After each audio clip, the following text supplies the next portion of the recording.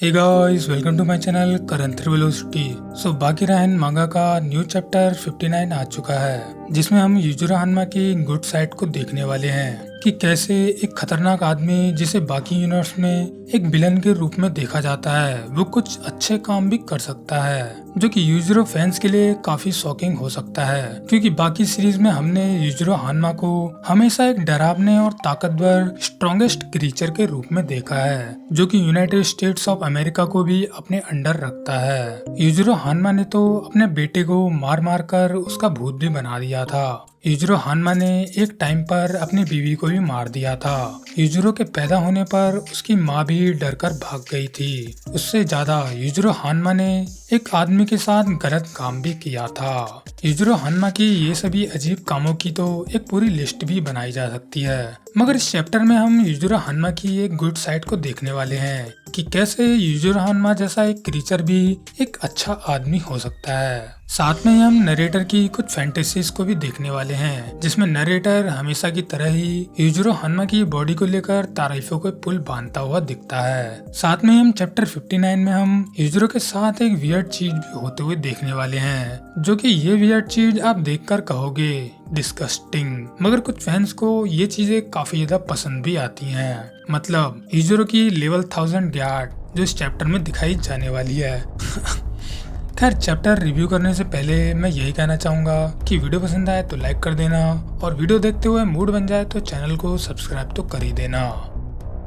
सो बाकी रहन मागा का चैप्टर 59 शुरू होता है, और हम चैप्टर के कवर आर्ट में ही हम फोकस्ड और हैरान हुए यूजुरो हान्मा को देखते हैं। जैसे कि यूजुरो हान्मा किसी चीज को लेकर बहुत ज्यादा फोकस है। वैसे यूजुरो हान्मा के ऐसे फोकस को हम तभी देखते हैं जब उसके सामने कोई ऐसी चीज हो रही हो जिसे यूजुरो हान्मा किसी भी हालत में कंट्रोल करना चाहता हो। खैर, चैप्टर शुरू होते ही हम चैप्टर का टाइटल भी देखते हैं, और इस चैप्टर का टाइटल होता है the most formidable, the most terrible and the most capable outlandish. जिस टाइटल का सीधा सीधा मतलब है कि सबसे ज्यादा भयंकर, सबसे ज्यादा डरावना और सबसे ज्यादा क्षमता रखने वाला सबसे अजीब आदमी।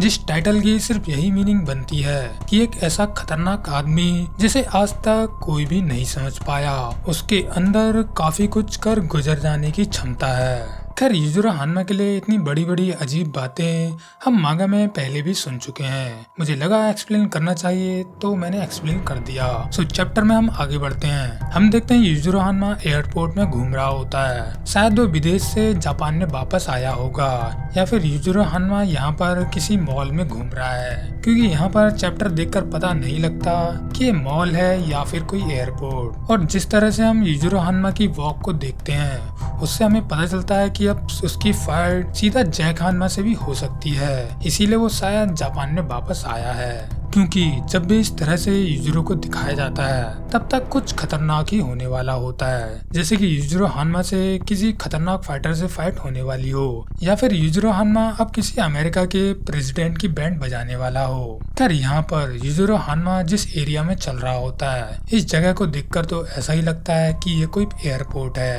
या फिर शायद ये फिर कोई मॉल भी हो सकता है।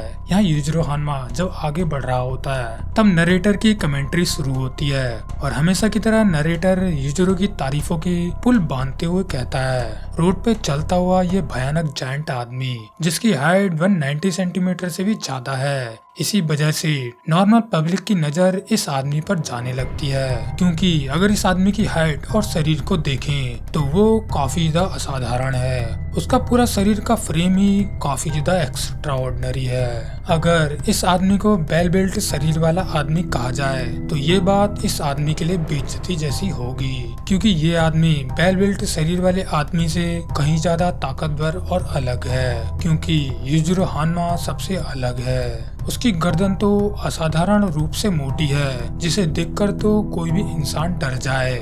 इसकी गर्दन की मोटाई इतनी ज्यादा है कि इसने एक पुडिंग मिठाई का शेप ले रखा है, जो कि काफी ज्यादा इनह्यूमन दिखाई देता है। मगर इस आदमी के आर्म्स को देखें, अगर उन्हें बुफेलो भैंस से कंपेयर करा जाए तो उसके आर्म उससे भी ज्यादा बल्कि हैं। हार्ड और थिक होने से कहीं ज्यादा उसकी स्किन उसकी टाइट फूली हुई मसल्स के कारण खींची हुई दिखाई देती है, जैसे कि उसकी स्किन किसी मेटल से बनी हो और मेटल की तरह ही उसकी स्किन पर एक मेटल की चमक भी बनी रहती है। ये आदमी बिना किसी परेशानी के फ्लॉलेस चलता रहता है। उससे ज्यादा उसको चलते हुए देखकर लोग बता सकते हैं कि ये आदमी कितना ज्यादा एक्स्ट्राऑर्डिनरी है। इस आदमी को देखकर हमारे दिमाग में कुछ इस तरह की फोटो आने लगती है कि जैसे कोई रेसर अपनी रेस को स्टार्ट करने के लिए तैयार हो, बिल्कुल किसी टाइगर की तरह, नहीं एक बड़े भारी टाइगर की तरह। खैर ये बात तो तय है, ये आदमी काफी फुर्तीला है और उससे ज्यादा इस आदमी के अंदर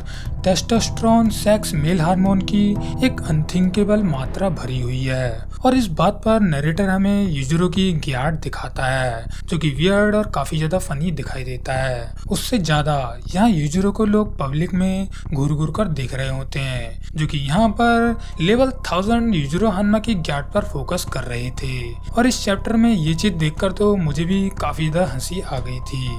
यहाँ पर लोग यूजुरो हान्मा की खतरनाक बॉडी देख रहे थे, जिस पर नरेटर अपनी तारीफों के पुल बांधते हुए फिर से अपनी बातें कंटिन्यू करते हुए कहता है।